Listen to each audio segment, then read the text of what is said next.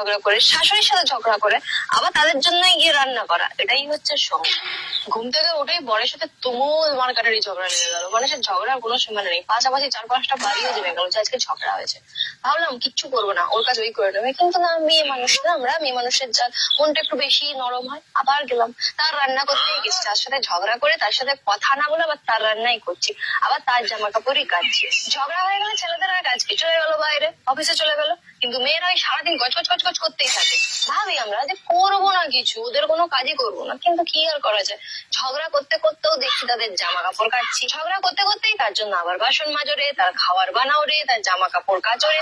আমাদের মেয়েদের না এত নরম মন হয়ে যায়, মাঝে মধ্যে ভাবি সংসার জীবন রইলো বাবা, চললাম সবকিছু ত্যাগ করে দিয়ে সন্ন্যাস জীবন নিয়ে নেবো, কিন্তু পারা যায় না। ভাবি বরটা খাবে কি, আবার এসে না দেখতে পেলে বউ বউ করে চেঁচাবে, কি করবে, কোথায় কি হবে না হবে, শরীর খারাপ করবে, টেনশন করবে।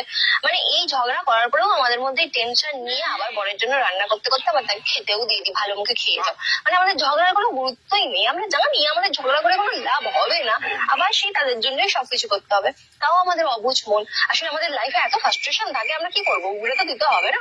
আর সেই উগরে দেওয়ার একমাত্র জায়গা হচ্ছে আমাদের বর, তাদের কাছে তো ঝগড়া করে সবটা জানাতে হবে না। তো ঝগড়া করতে করতে বরের জন্য রান্না করতে হয়, তার বাসন মাজতে হয়, তার কাপড় কাচতে হয়, কি আর করবো, এটাই তো সংসার।